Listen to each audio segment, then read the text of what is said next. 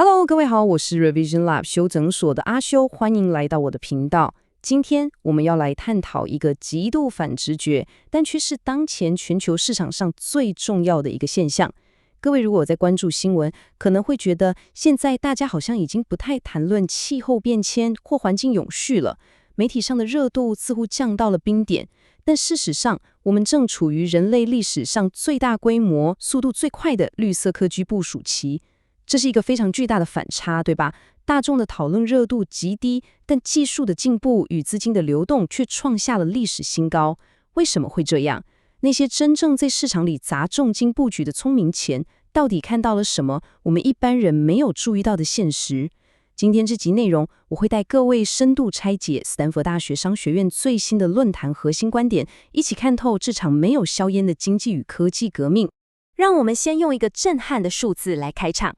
67%，這個數字代表着什麼意思？它代表着目前美國加州這個龐大的經濟體，其電網中來自乾淨能源的比例已經高達67%。各位，這絕對不是什麼實驗室裡的模擬數據，也不是未來幾十年的願景，而是此時此刻正在發生的現實。在加州的電網系統中，傳統的化石燃料反而已經變成了所謂的替代能源。當我們還在為氣候議題爭論不休的時候，一場龐大且無聲的基礎建設革命其實已經悄悄完成了一大半。這個數字徹底打破了過去很多人認為綠能不穩定、無法支撐大型經濟體的舊有觀念。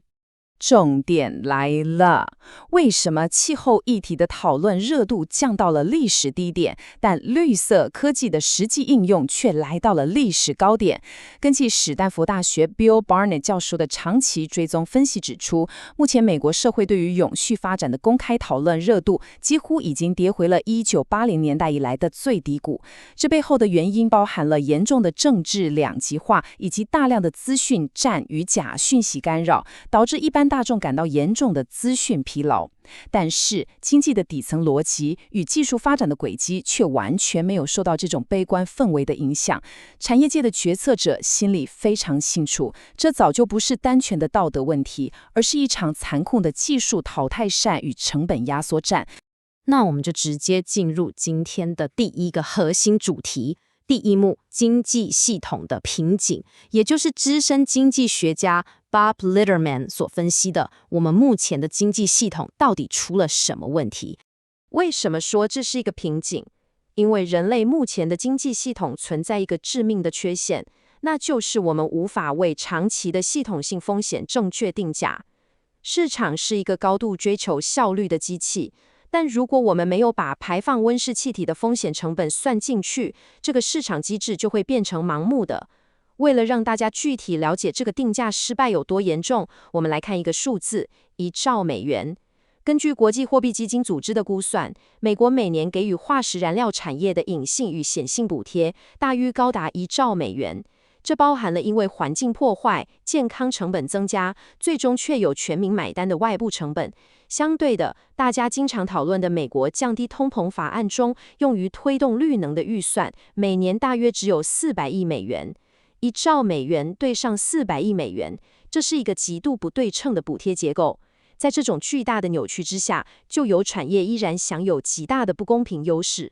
接下來這點超級重要，如果我們要讓市場發揮正常的調節作用，正確的碳定價應該落在哪裡？經濟學家精算過後指出，每噸碳排放的合理價格應該落在100到200美元之間。但現實情況是，目前美國整體的平均碳價基本上是0。大家可以想象一下這個邏輯，當一個產生巨大長期危害的行為，它的成本卻是0的時候，企業當然會毫無顧忌地繼續排放。這真的不是企業道德淪喪，這是整個市場機制的遊戲規則設計出現了嚴重的漏洞，導致整個經濟體正在快速累積一顆超級未爆彈。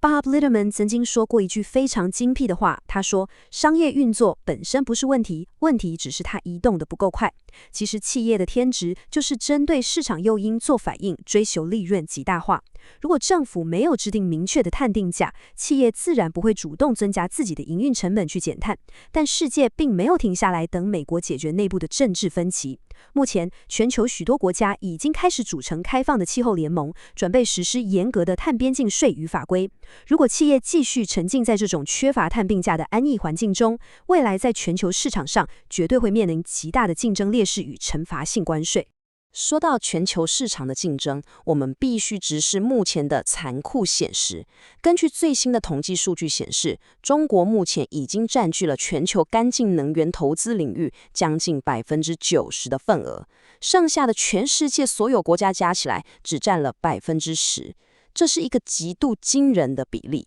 當其他國家還在爭論氣候變遷的真實性，或者在繁瑣的法規中打轉時，中國已經以國家級的戰略力量，全面霸占了下一個世代能源基礎建設的供應鏈。從太陽能板、電池技術到電動車製造，這種壓倒性的資本投入與產能擴張，已經讓這一場綠能轉型從單純的環境議題，直接升級為決定未來50年全球經濟霸權的科技軍備競賽。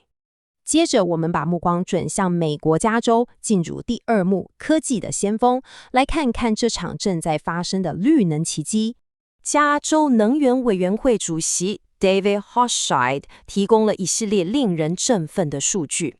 加州的成功證明了一件事：地方政府絕對有能力繞過中央聯邦政府的政策僵局，直接透過強而有力的地方規與積極的基礎建設投資，引領整個能源轉型。我們繼續聊下去，這個變革的速度到底有多快？我們用太陽能發電容量的建置速度來具體說明。在2004年，全球要安裝10億瓦的太陽能發電量，需要耗費整整1年的時間。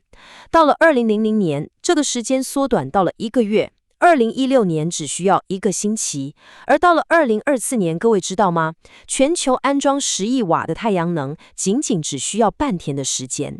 伴隨着建置速度呈現指數型成長的是暴跌的硬體成本。現在一塊太陽能板的價格甚至比同樣尺寸的一塊木板還要便宜。這種成本的崩盤與效率的提升，是任何政治口水都無法阻擋的物理定律與經濟規模效應。過去有一種非常主流的聲音認為，發展綠色能源、推動嚴格的環保法規會扼殺經濟成長。但加州用實際的成績單徹底粉碎了這個迷思。在過去這10幾年間，當加州大力推進電網潔淨化與各項綠色法案的同時，它的經濟規模一路過關斬將，連續超越了俄羅斯、意大利、巴西、法國、英國，甚至在最近超越了日本，正式成為全球第4大經濟體。這清清楚楚地證明了綠色能源不再是經濟發展的絆腳石，相反的，更便宜、更穩定的能源與隨之而來的龐大創新產業，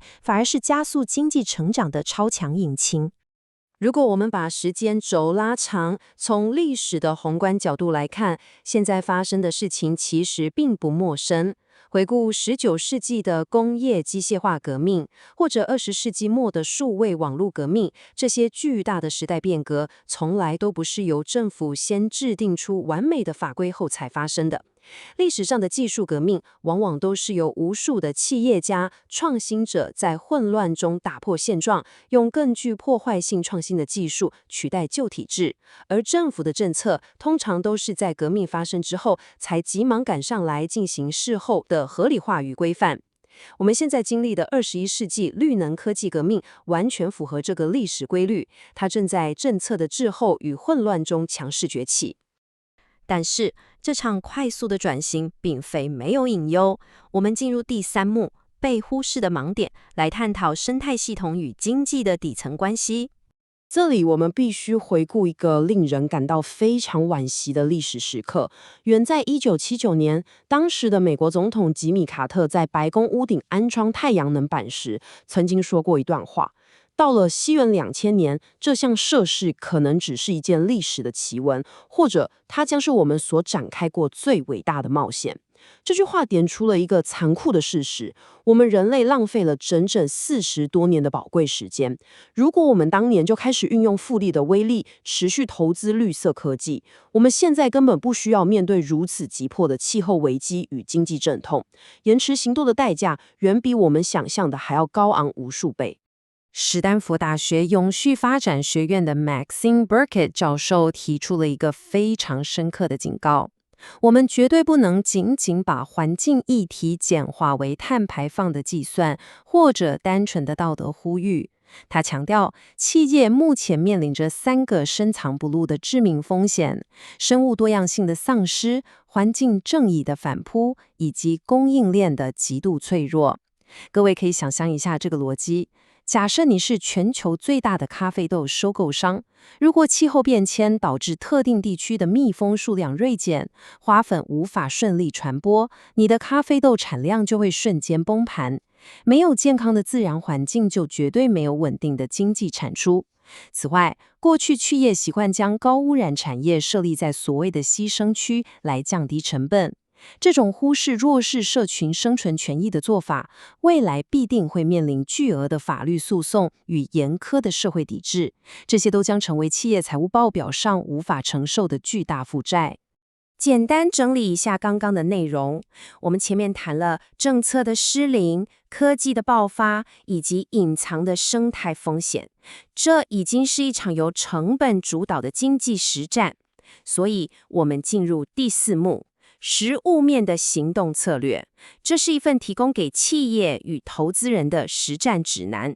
企業到底該怎麼做？首先，企業必須導入一個全新的觀念，叫做分子級碳匯計。這與傳統我們聽到的範疇1、範疇2、範疇3那種粗略的碳排放估算完全不同。分子級碳匯計要求企業必須在整個經濟供應鏈中精準追蹤實體的碳分子流動，這是一種極度嚴格的物理現實稽核。為什麼這個觀念這麼重要？因為歐盟等全球主要市場即將全面實施碳邊境調整機制，也就是俗稱的碳關稅。到時候，模糊的估計數據將無法順利通關，你必須拿出精準的分子級數據來證明你的風險與成本，否則將面臨高昂的懲罰性稅負。另外，我們來看看目前市場上一個絕對無法逆轉的趨勢——商用車隊的全面電動化。這已經不再需要依賴政府的補助來推動了。舉例來說，加州奧克蘭市已經將整個學區的校車全面電動化，而像 FedEx 和 UPS 這種極度精算成本的邏輯巨頭，也正在大規模導入電動卡車。背後的原因很簡單，因為在技術的突破下，這些電動車隊的總體擁有成本已經達到了甚至低於傳統燃油車的水平。當一項新技術在沒有任何補貼的情況下，單純在成本與效率上打敗了舊技術，這就意味着市場的轉折點已經被徹底跨越，趨勢已經勢不可擋。最後總結今天的3大重點，也就是這一份給所有企業領袖與投資人的實戰手冊。第一步，全面推動終端設備的電動化，無論是你的車隊、工廠設備還是辦公室系統，只要能用電的就立刻轉換，因為綠電的成本只會越來越低。第二步，立刻導入分子級的碳匯計系統，讓你的供應鏈完全透明化，精準掌握每一個環節的碳成本風險。第三步，針對即將到來的全球碳關稅做好防疫準備，重新檢視你的國際貿易路線與供應商合約，確保你的企業在未來的碳定價時代中，依然能保有強大的利潤空間與競爭力。所以，最後的問題留給各位：你的企業或者你個人的職涯規劃，準備好適應這個全新的全球碳經濟現實了嗎？還是會選擇繼續觀望，最終被市場無情的淘汰？總結一下今天的重點，綠能轉型早就不是環保口號，而是一場由科技與成本驅動的殘酷經濟實戰。太陽能與電池成本的暴跌正重組全球供應鏈，能精準掌握碳定價與電動化趨勢的企業，才能在這場不可逆的變局中存活並獲利。今天的內容就到這邊，如果你覺得這一集有幫助，記得馬上點讚加訂閱加開啟小鈴鐺，我們正在衝訂閱，需要你的支持。我是阿修，我們下次見，拜拜。